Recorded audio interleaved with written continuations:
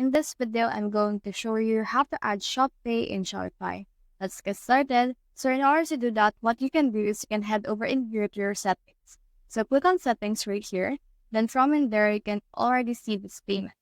Click on the payments right there and you should be able to see this payment providers as well as the supported payment methods, payment capture method, manual payment methods, and this payment method customization.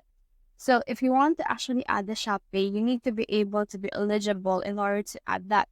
So in here, if you try to choose a provider and if you try to search in here for Shoppay, as you can see, nothing will actually show. This is because you need to be eligible in order to meet the requirements for that.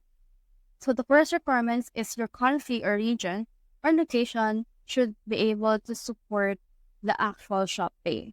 For example, in here in the Philippines, the actual Shoppay is not supported, so it's not showing right here on my payment.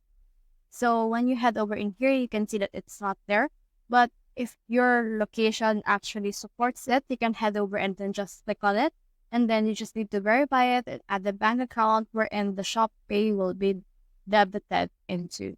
So that's the whole process. If you have found this video helpful, simply leave a like below or subscribe because it helps me reach more people. See you soon.